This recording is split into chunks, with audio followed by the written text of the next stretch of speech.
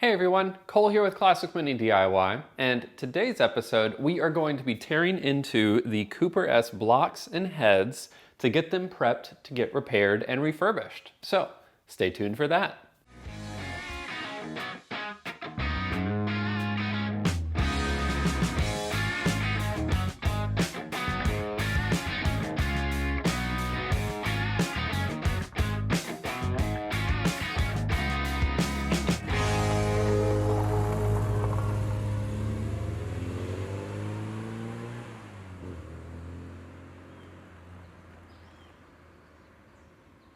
All right, welcome to the next episode of the Mk1 Cooper S 1275 rebuild series.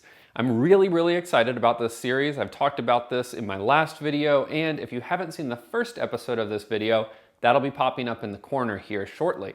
Now, on today's episode, we are going to be diving into the two blocks, the two heads, and kind of getting a good visual inspection of everything, seeing how it all lays out, how it all shakes out, and see what we can repair and what we can't repair. Before we get into all of that, I do want to take a moment to kind of clarify a few things and add a little bit more context to these two engines, because there was a little bit of confusion in the comment section on the last episode. So both of these engines have been through kind of a few different iterations. This one is namely the one that it was already disassembled. This is kind of a secondary donor engine in the event that we have any problems with the first. But the engine that you guys saw me take apart in the first episode was this one right here. Now, there was a lot of swirl in the comment section about this engine not being a genuine Cooper S block.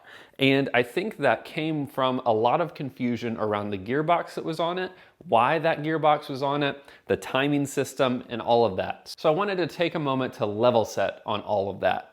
Now, this is a genuine Cooper S block. There are ways that you can tell that, but the main ways that you can verify this and understand that this is in fact a genuine engine are the casting on the back, which is an AEG 312. That's something that was only in the Cooper S's here in North America. Additionally, there's a coolant drain passage on the back side of the block here with a special spout that actually allows you to drain out the coolant back there. Very unusual. These two tappet covers on the back here. This is something that was only on early engines. And then, of course, the crank, the pistons, and the connecting rods that were in this. All of those are specific to this block and this setup. And furthermore, the studs that are actually being used to hold the main caps on, later cars and later blocks actually used bolts instead of studs. Both of these blocks, because they are that AEG 312 casting, have actual studs holding the main caps on, which is very cool. And we're going to get into that a little bit more detail when we're assembling these. Now, as far as the heads go, both of these heads are the AEG 163 heads. Now, these are early heads, and we'll be diving into the kind of details about these later on in this video, but those were also genuine to this block combination. Now, where I think the confusion came in was the fact that there was an Austin America or MG1100 3-synchro gearbox on this engine. And with that gearbox, people were thinking, well, why in the world would a Cooper S engine have a 3-synchro box on it like that? And why would it have a single row timing chain? Why would it have that big extended timing chain plate? So the reason that engine had those things on it was because this engine was taken out of a Cooper S. It was removed from a Cooper S and put into an MG. And so as a result, the block and the head could be kept the same because they were largely the same between those two different cars, but the gearbox had to be changed and the timing cover and system had to be changed so it could be properly supported and inserted into that MG vehicle. There was never a situation where this Austin America style, remote style gearbox was actually put into a Cooper S. It was actually the other way around, which kind of explains all of this stuff. And the last point that I want to make around this is people who are mentioning, well, the heritage certificate is going to verify whether or not this was correct. Well, the heritage certificate confirmed this. Both of these engines, Namely, the one that we will be assembling and putting in the car is a numbers matching engine. The plate was already taken off here so that Will, the owner, could actually get a new plate made up and sent over to me for reassembly. So if you're wondering, why isn't that plate there? That would be why. And so we'll be taking the engine that came out of the car that we are going to be putting this back into and continuing to keep it a numbers matching car. The only difference is that the gearbox we're going to be using is an empty casing. I keep looking over here because it's actually sitting off to the side here, but it's an empty 3-synchro casing with the Mini Cooper S style output, which if you guys haven't seen before, this is a Cooper S style output or a remote style output made for a Mini. The difference between this and an Austin America style is that these bolts right here are on the bottom of this face. So this actually sits like this out the back of the car with the shifter assembly connected up and bolted up from the bottom. On the Austin America style, both of those are sitting off screen here. They're just too heavy to show you guys like this. Have bolts that go inside. And so that's a really fast way to see whether or not the remote gearbox you have is, well, for a Mini or for an Austin America, MG 1100, those types of builds.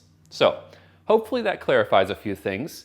I'm sure there's going to be somebody who still disagrees with me despite all of the facts aligning with numbers matching, engines matching. So sorry if you disagree, you're just disagreeing with facts and you're entitled to your opinion, but not your own facts. So let's get into the engines now. And this is kind of where the fun part starts. Obviously disassembly is a fun project in itself, but what we're going to be doing today is taking apart the two heads, basically just removing the valve springs, and I'm going to get a little wire brush and check both of these heads before we send them off to the machine shop. And you guys might wonder, what machine shop are we going to be using? Well, if you guys have been with the channel for a little bit, you know that I partner with HRE IRL. That's Paul Hickey over in Ireland. We do a monthly live stream, and if you haven't seen that, you should definitely tune in for that. We have a lot of fun, basically just talking shit the whole time, which is the best kind of hanging out, I think. But he is going to be doing a full and complete rebuild of these heads. I thought about this for quite some time, and I realized there are people here in the US who can rebuild cylinder heads, but nobody is going to do it to the quality that Paul is going to do it. And of course, you guys will be able to continue to watch the full rebuild process on his channel, which should be pretty cool. But before we get those shipped over, because these are two really heavy cast iron heads, I want to make sure that there's no cracks in them. So let's jump over to the bench real quick. We'll get all the valve springs out, keep everything numbered and ordered, and then we'll check and see if there's any cracks. Fingers crossed. All right, so the first thing that we are going to do here is get these valves out. Now, the first thing is to lightly clamp this in your bench vise here. I find that this is pretty easy to hold it in place if you don't have like a big milling table like some people do. And just one thing to keep in mind is you'll want to use a softer metal teeth over here so that you don't damage the head. But we are going to be skimming this as well to get a nice clean finish on it. But what I'm going to do first here is clean these things off. All right, so what I like to do before getting into something like this is to kind of just label these. Now, unfortunately, my paint pen doesn't work the way I was hoping it would, so I'm going to be just marking these up like this. This way, I know which cylinder they came out of. Pretty straightforward stuff. All right. And with those labeled, the next thing that we can do is actually put the spring compressor on and get these valve springs out, as well as all of the valves.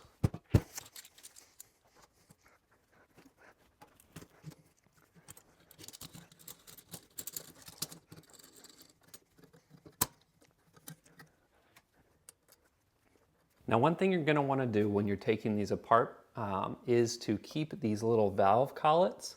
These are weirdly expensive, and sometimes these are extremely hard to find, especially if you have some early valves, things that aren't necessarily made anymore. Very, very good to keep a hold of these. Ooh, nice and cruddy.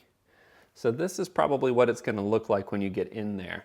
You're going to have your valve that is probably really, really cruddy and dirty, especially if it's an older engine, an older head. And then what we're gonna do is once we get all of these out, we are going to wire wheel this, get it cleaned up really, really good, because apparently these are prone to cracking. I have not seen one that's cracked before, but this style head apparently can crack pretty regularly, unfortunately.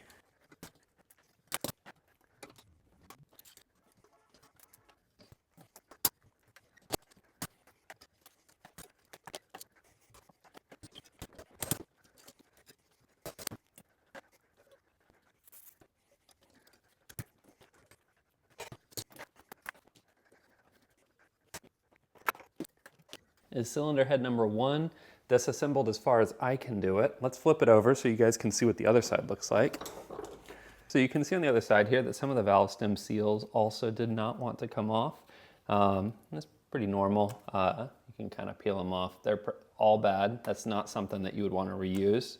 But surprisingly, all of these valve guides themselves actually look pretty good. I mean, considering that this is a super rusty head, I don't see any cracks just yet. Now, to get a real assessment of the kind of cracks, anything deeper than something that's visual, is you have to do something called MagnaFlux. It's kind of a dye-based assessment. And basically, they inject a dye into these heads, and it outlines and shows all the cracks that are present in the head itself that you wouldn't be able to see with your naked eye. So that's always a pretty cool process. I'm not sure if Paul is going to be able to show you that or not. I think he uses a third party for it. Now, at first glance, I don't see any cracks or anything, but doesn't really mean anything. We are going to get the other head disassembled, and then we are going to wire brush these down. Okay. So these have sat in kind of a degreaser for a few days, and I got them wiped up and cleaned up just a little bit. Nothing too wild and crazy, because obviously these are going to go for like a professional parts cleaning once they get to Ireland. But what I want to do before we ship them out there is to really inspect the valve areas here, and then of course the flip side of this, to check for any visible cracks. Now, this is something that the machine shop would normally do for you, but since we are shipping these, I want to, you know, just do my due diligence here. The easiest way to get a good look inside here, I think, is going to be using a wire brush and really just kind of cleaning out these ports a little bit and just giving them a little scrub. I don't think I'm going to be able to see every scratch or every break if there is a crack in here, but I think we'll see most of them. So let's get the wire brush on the angle grinder instead of a cutting disc, and then we'll go at it.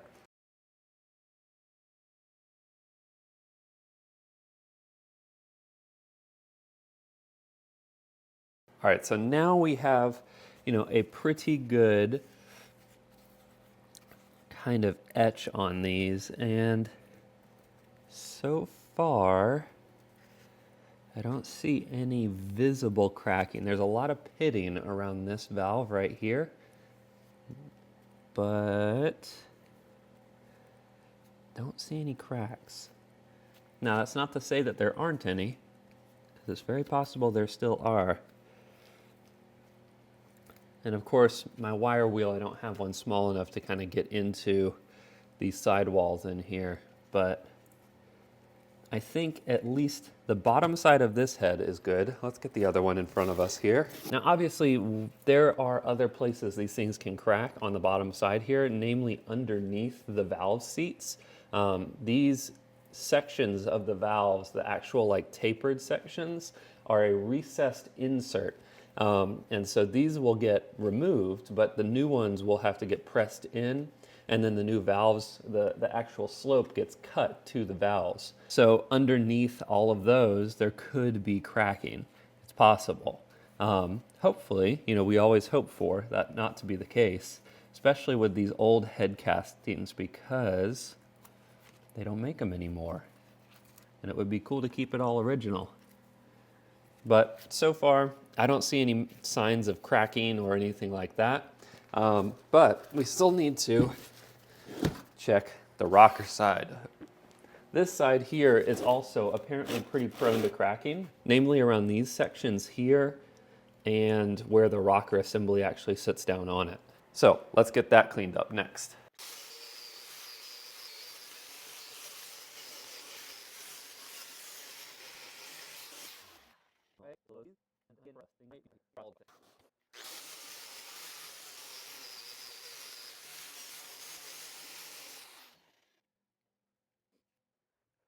Now there's something kind of interesting. There's a difference between the castings in these heads I've not seen before.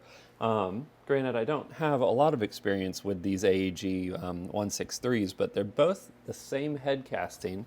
But look at the valves here. These valves and these valve guides specifically have a raised step down there, whereas these ones over here appear not to. There's no, and I think it's actually part of the head casting. I don't think it's part of the valve guide. It's really hard to tell. It actually might be part of the valve guide, but really, really interesting. And so in the one on the back, the inner springs here would sit right down onto the head, but the ones up front would actually sit on the valve guide. Almost like the springs were also holding the valve guide in. I mean, obviously that's not what it's doing, but maybe it has some sort of assistance there. Pretty interesting. So no step on the back, and then step on the front. Okay, so with that, these are now ready to go off to Paul in sunny Ireland. So I'm going to be sending him this plus an additional rocker assembly that the owner has found, and they are all going to get rebuilt. So the heads are going to get rebuilt and the rocker assembly. So he'll have two beautifully rebuilt cylinder heads, so maybe we can use them on both the engines, or he can have a spare. Very, very exciting stuff. And if you guys want to keep an eye on that whole in-depth rebuild process on these heads, make sure that you head over to Paul's YouTube channel and subscribe, because he is going to be covering that on his channel. One other thing I did want to mention is that these two primary gears are the gears that came off of the early cranks for these engines, and we want to keep and reuse these. So we are going to be sending these out to Paul as well, and he is going to rebush them for us. So it's ready to be used and in tolerance, and there's no problems with it. So all this heading off to Ireland, and probably be a few weeks before we see it back, but very exciting stuff.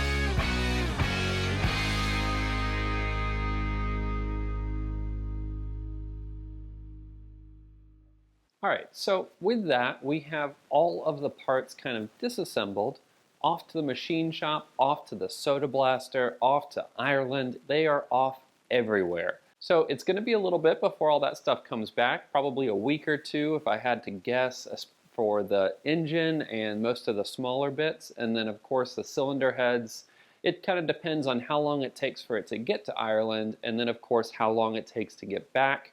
And if you guys want to follow the rebuild and restoration of those two cylinder heads, the rocker assembly, and the primary gears, again, don't forget to check out Paul Hickey over at HREIRL, my dear friend over in Ireland.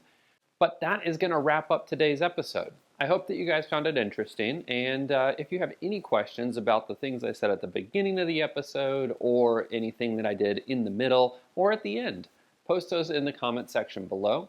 Also, if you like this series, don't forget to subscribe and hit the like button. And until I see you guys on the next episode, you know the drill. Enjoy those minis and motor on.